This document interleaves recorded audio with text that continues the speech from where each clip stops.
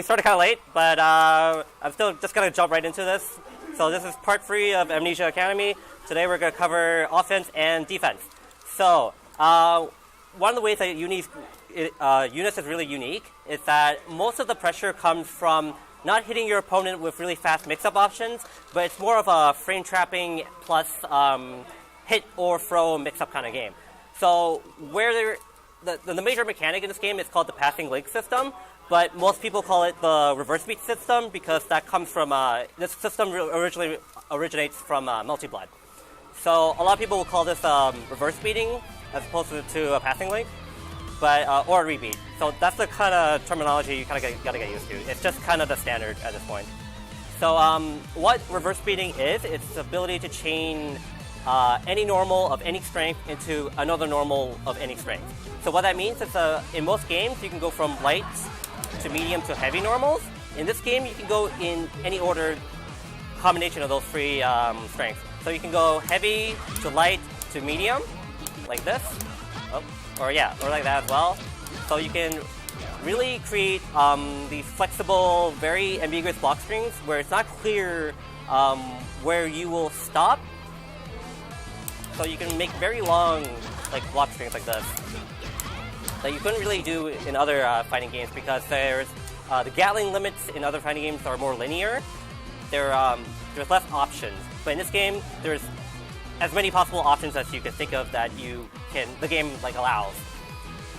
So one of the key points of reverse beating is that you can only use each normal once. So for example, if I do 5C 2B, if I use that 2B, and then try to do 5C 2B 5B 2B, that won't work because I already used 2B the first time. And you have to keep track of what normals you have used in your block string already, so that you don't accidentally hit a button that you've already used and nothing comes out, because then at that point you mess up your block string. So there is one exception to that rule, is that in your smart steer, which is the auto combo system, the smart steer will always output a specific set of normals. So for example, Altnums is 5A, 5B, 2B, 5C, and then I think she does 2C. Yeah. So all those normals in your block string you can use more than once in a sense, because the smart steer will always give that same set of normals. So for example, if you want to do 2B twice, you would have to do 2B, 5B, and then keep hitting the smart steer, which is just matching the A button over and over again to output the smart steer string. So for example, 2B, 5A, and you'll notice that she got 2B again, right? So you saw 2B twice in this block string because of your the smart steer, the way smart steer works. So that's really useful for getting certain normals more than once, because certain normals have very useful properties. Like for example, 2B moves Altnum forward. So that's a really good block string fodder to maintain your distance in the block string. And you notice she moves back in very easily, which keeps you in range for throws, or if you want to do gunshot pressure and stuff like that. One of the important points of reverse beating is that it allows you to reduce recovery on a lot of normals. So for example, Altnum 5C has a lot of recovery. It's negative 16 on block, so which means it's actually just straight up punishable by anything, really. So just doing it raw on its own doesn't really give you much, but if you reverse beat it by pressing 5C 5A, then you recover a lot faster because you eliminate the recovery on the 5C and instead replace it with the recovery on your 5A, which is significantly faster. So what that ends up doing is it shaves a lot of recovery so that you end up with more advantage. For example, so 5C is negative 16 on its own, but if you reverse speed it to 5A, it's negative 3 now. So you can do that with the common reverse speed is usually C normal into A normal. So 2C into 5A is also a really good reverse speed. It's about the same frame advantage, I think. It's also negative 3. Yeah. So also 2C into like 2B is also kind of decent usually. But it varies on characters. Some characters have certain normals where it's better to reverse B off of a B normal versus a C normal. Like Steph is kind of like that. It's kind of weird. His 5C 5A rebeat is like actually -9, but his 5B 5A rebeat is like I think -5 or something or 7, like something better. But yeah, it depends on your character. You can find most rebeat data on your character's frame data sheet. If you go on the UniST Discord, it's listed near the bottom of the sheet, so you always kind of know what it will usually be for the more important rebeats. So next up, I'm going to introduce throws. So I'm going to tie all these concepts together at some point near the end. But so in case it's kind of weird, I'm just jumping to throws. But yeah, throws. To throw somebody, you just press ED. You can control which direction you throw them in by holding backwards or forward. So backwards, you get a backward throw, and then you can throw them into the, like, see if you're in the corner, you can throw them into the corner, which is usually what you want to do. Some characters also have air throws. Only 2 characters in this game have an air throw, Eltnum and Akatsuki. I'm already playing Eltnum. So air throws are untechable because most characters can't air throw, so they're just not techable. So that means if somebody like Eltnum or Akatsuki run up to you and you're jumping and they're going to air throw you, you can't do anything about it. You just get thrown. Unless you have like some kind of air DP or air invincible move, you cannot escape an air throw attempt on you. And you should get the combo off of it, which is really good.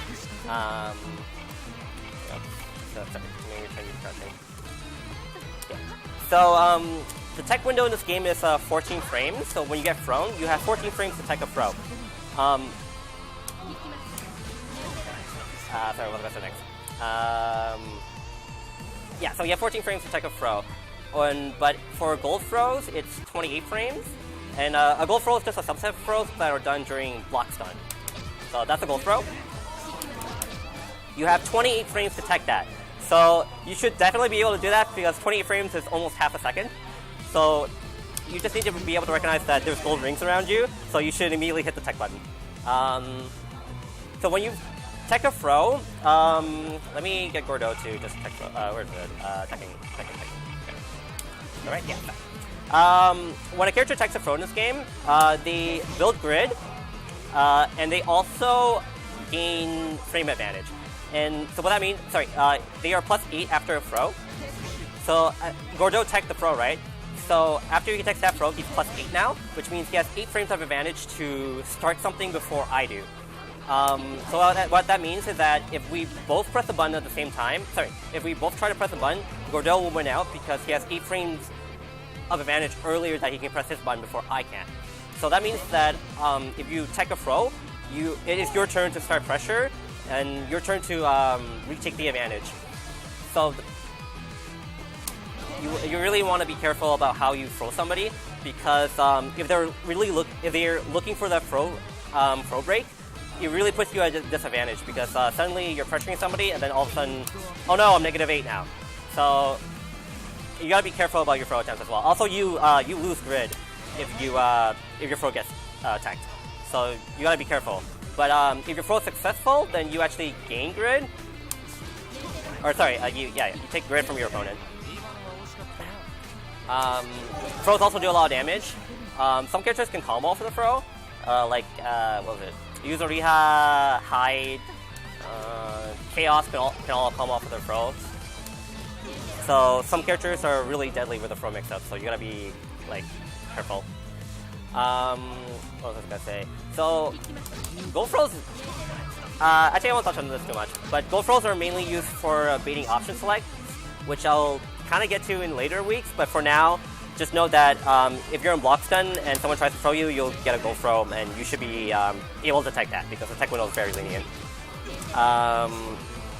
Command throws are like special throws that certain characters have. Gordo in particular has the very infamous assimilation. It's a very fast command grab. Command grabs cannot be teched, aside from the ones that are like Mika, Wallstein, where they have where it forces the gold throw window, like that one. Aside from those, most command grabs cannot be tagged. You have to jump out, or you have to assault, or you have to do something invincible to avoid them. So that's it. So that was the simulation. Gotta get him to replay it. There we go. Yep. So the only way for me to avoid this is if I jump, or if I assault. Assault is frame 1 throw invincible. So if you're expecting a throw, you can assault right over it and then get a clean punish. Yeah.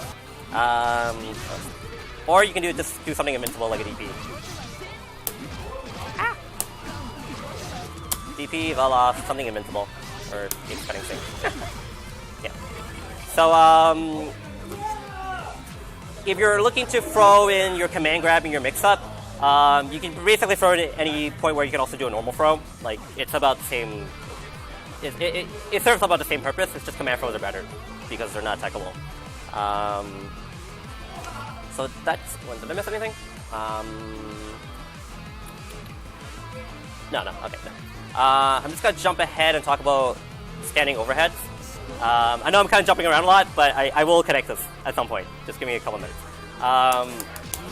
Yeah, so most characters in the game have a standing overhead. What button it tends to be is kind of random, honestly. Like, some characters have it on their, like, 6B.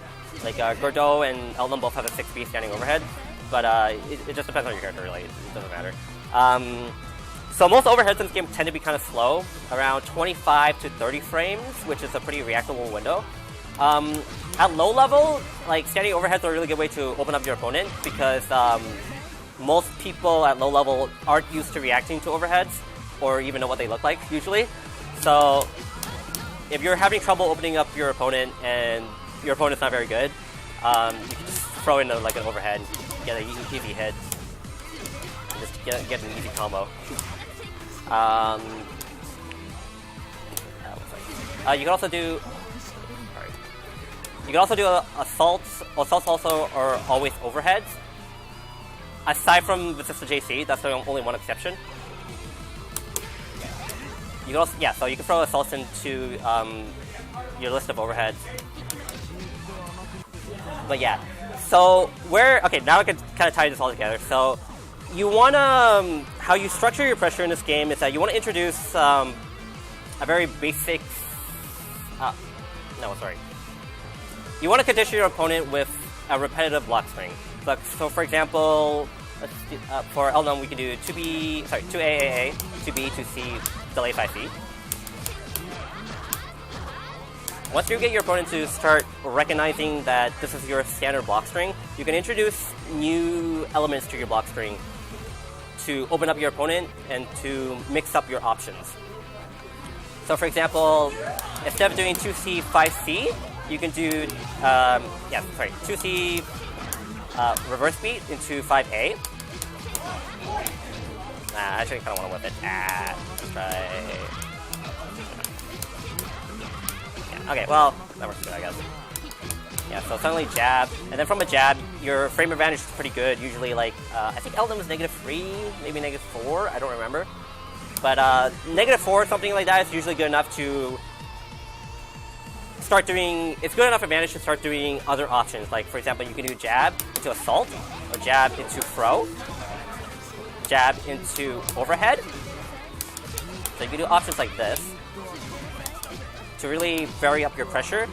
So you want to incorporate all those elements that I kind of talked about, like overheads, throws, and you can also throw in command grabs if your character has one. Eldon doesn't have command grabs, but actually no, sorry, technically she does.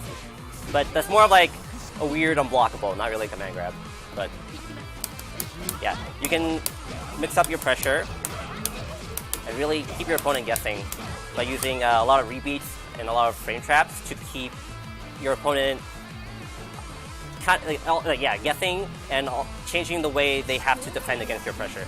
So you don't always want to do the same thing every time. You want to mix up your options between like throw, overhead, assault, or just dashing back in. So doing something like 5A, redash to reset your rebeat string, because if you keep trying to do stuff, you're going to run out of normals, so you need to reset your your block string so that you get all your repeat options back. But that's very mashable, which is why you gotta introduce frame traps. And what a frame trap is basically the concept of you're introducing small gaps in your block string where your opponent can press a button, but their button won't be fast enough to beat out the next button in your block string. So we can have Gordo do standing 5A. So 2A, 2B, 5 feet, delay 5 feet. Oh shit. I didn't delay enough. Oh my god, I'm bad at this. Hold on. Slight delay 5 feet. Yeah, got it. There we go. Yeah. So you can introduce frame traps in your block string to keep your opponent from pressing buttons, or to scare your opponent to not press buttons so that you can get your other options in. Like, frame trap them, they'll stop pressing so that you can do 2C, 5A repeat, and then you can dash back in, or to throw them. Yeah, so a lot of this is conditioning your opponent to expect one thing, and then you want to trick them and do something else. So that's a lot how uni pressure kind of works. Yeah, so showing different options, or just doing dash throw, jab, assault, jab, overhead. Yeah, so just that's how you can mix up your options and get variable pressure. So yeah, that's I'm gonna jump into defense. So I was supposed to mostly just start defense this week, but because I was sick last week, I had to merge 2 lectures together so that I can kind of get everything done on schedule. So kind of just bear with me. So the thing I'll kind of focus now is shielding.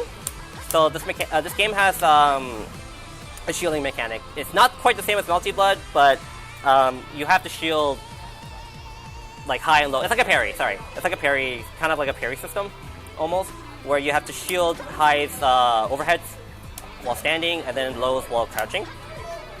And you can also shield in the air, but I'll kind of go through each one. There's 2 kinds of shields. Blue shielding, or purple, I guess, which is done in neutral.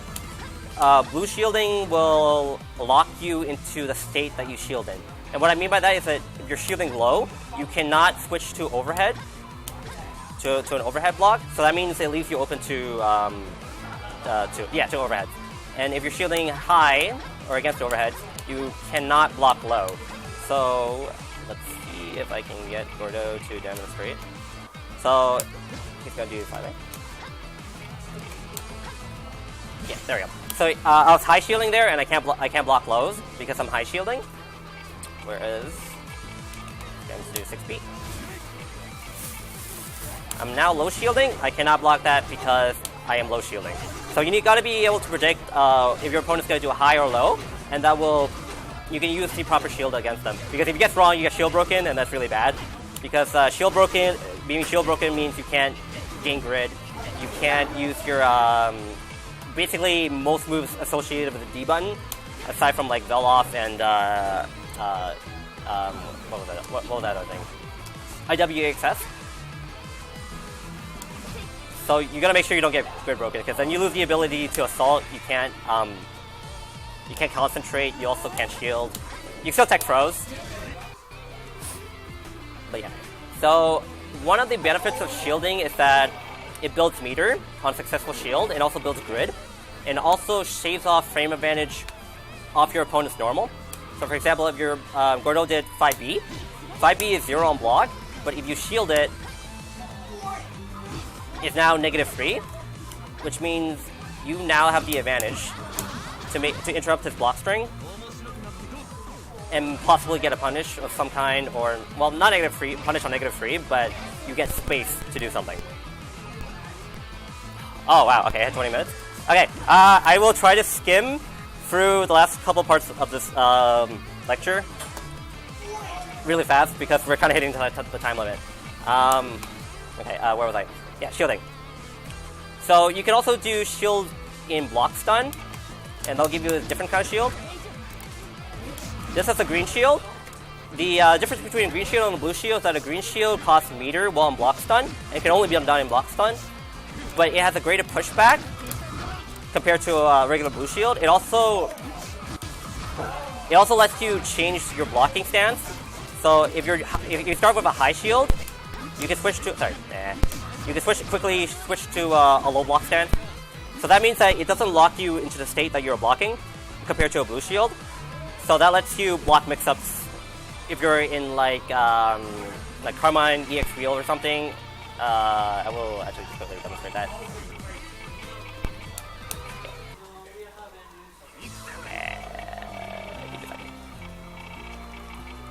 So if you did, Carmine did this, and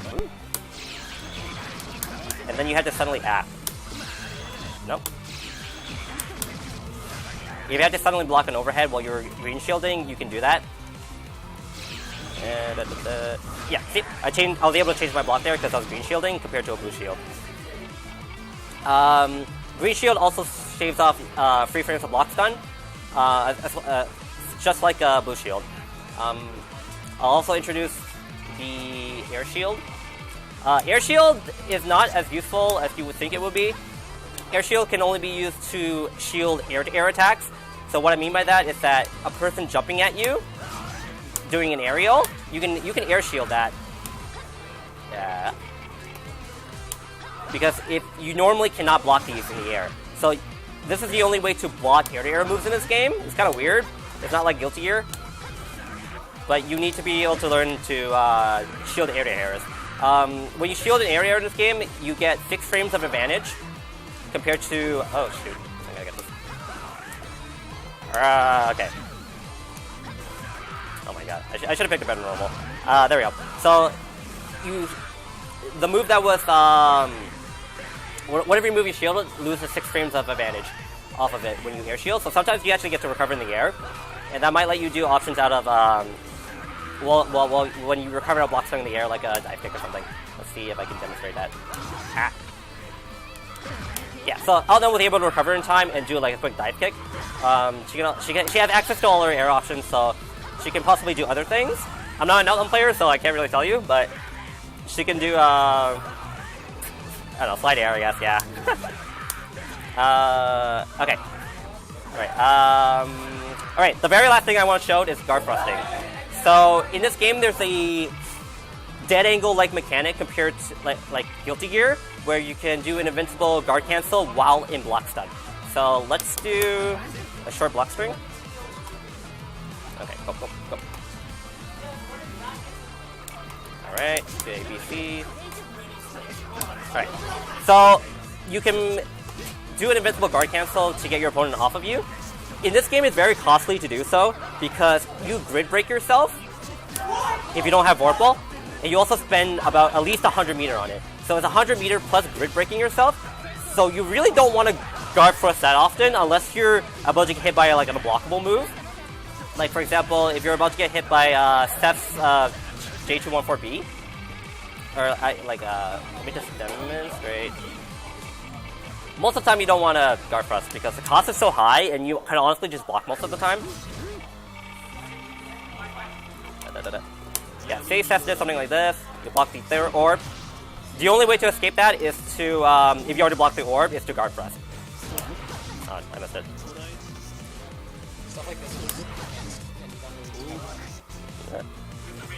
There we go. So that's one way to escape the unblockable setup with Seth, is to guard thrust it. So outside of those scenarios, you don't really want to use guard thrust that much. But if you do have Warp Ball, the cost for a guard thrust is a lot cheaper. Give player Warp Ball. In that... Oh shoot, I got it. Okay, you know what? Let me just do... Okay, there we go. There we go. Oh, wait. It doesn't show that. Warp Ball, and then default. Oh, it doesn't work like that? Okay. Sorry, let me demonstrate this. Just give me a second. Player advantage. Okay, that should give me Warp Ball. Okay, there we go. So, if you have Warp Ball, the only cost of a guard thrust is just your Warp Ball. Yep. So, that's better than being guard broken and losing meter, but you also have to spend your Warp Ball just to guard thrust. So, you do want to be very careful about how you use guard thrust, but it can be very important to escape certain situations with it. I think I'm going way over time. Yeah, okay. I'm gonna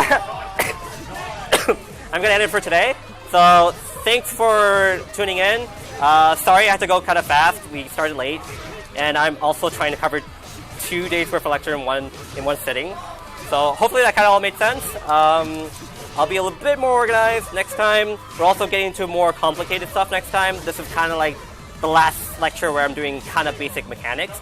Next time we're gonna go into like actual kind of metagame, how to build Vorpal, build grid, manage your grid, how to spend your grid, stuff like that. All right. So if you stick around, we're gonna have UniST Rambats starting very shortly. Yep, we're done. So see you next time. 1 second. Wait. Now sign off. Okay, wait. Bye.